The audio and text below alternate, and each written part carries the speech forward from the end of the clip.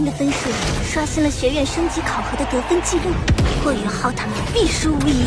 Экзамен продолжился. Ван Дун в серии набрал 110 баллов. Каким же будет результат Дайхуабиня? Он также выбрал тысячелетнего зверя. Это был Тигр Ветра, один из самых быстрых среди тигровых духовных зверей. Стиль боя Дайхуабиня отличался от стиля Ван Дуна. Он полагался не на мастерство, а на подавляющую силу, поскольку одновременно загорелись его первые и третье духовные кольца. Когда он высвободил свой дух, аура Белого Тигра заставила тысячелетнего Тигра Ветра запаниковать в страхе. Дело в том, что Белый Тигр стоял на вершине среди тигровых духовных зверей. Дикие белые тигры считались королями среди них. Это было сражение грубой силы. Среди двух тигров победит самый доблестный. Дайхуабинь был настолько свирепым, что не послушался директора и убил тысячелетнего зверя. Фиолетовое кольцо света поднялось из тела Тигра Ветра. Все ученики побледнели. Лишь в глазах Джулу появилось восхищение. Всего Дайхуабинь получил 145 баллов, но потеря тысячелетнего зверя была существенной.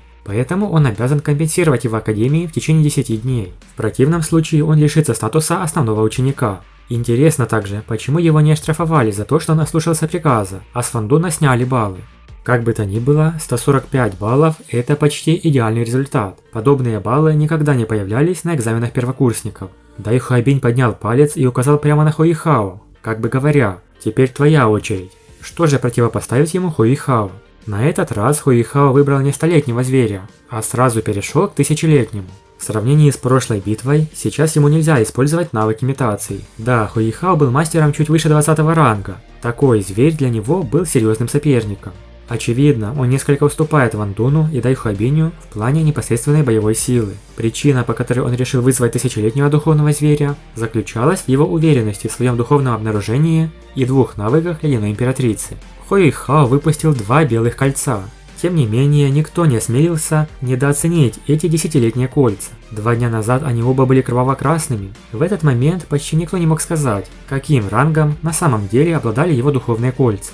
Противником Хуихао был тысячелетний пылающий король лев. Он был гораздо больше Тигра Ветра, с которым столкнулся Дайхуабинь. Его тело было целых 3 метра в длину. Дайхуабинь ни на секунду не верил, что чудо произойдет. По его мнению, Хуихао даже не сможет вынести одного удара. Но получилось очень смешно. Удар льва столкнулся с телом Хуихао. После того, как белый туман рассеялся, Хуихао сложил руки за спиной и холодно посмотрел на льва. Затем просто сказал: «Брысь отсюда!»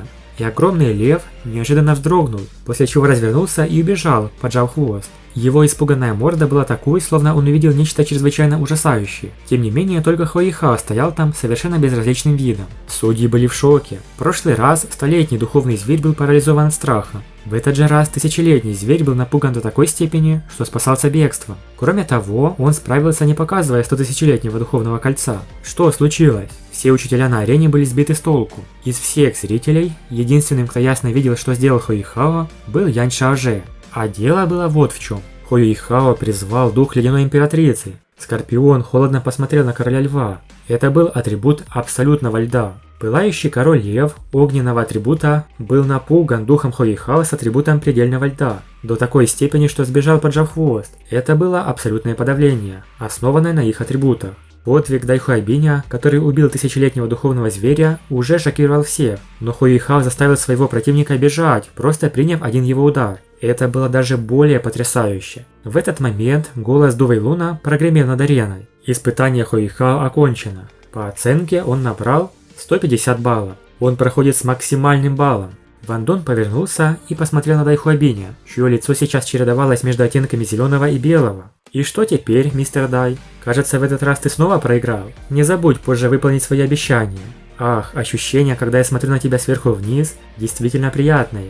Команда Хуихао победила, да еще с таким оглушительным разгромом соперников. А в это время учитель Вань Янь, которого почему-то не показали в аниме, вовсю расспрашивал Хуихао о случившемся. Сила предельных боевых духов отражена уже в самом слове «предельный». Для боевого духа достичь вершины любого из атрибутов легче сказать, чем сделать. Если ему не хватает хотя бы чуть-чуть, уже нельзя считать, что он достиг вершины. Например, красный дракон Ву Фэн относительно высокоранговый дух огненного атрибута, но ему далеко до абсолютного огня. В целом, атрибут льда Хуихао и правда удивительный. Потом к ним в кабинет зашел декан Янь Шаоже. Он сказал: Ученик Хуэйхао, в этот раз я пришел специально, чтобы поговорить с тобой. Первым делом я хотел бы извиниться перед тобой от имени всего отдела боевых духов. Затем он, один из основных членов Академии Шрека, который обладал огромным авторитетом в мире мастеров, слегка поклонился Хуэйхао.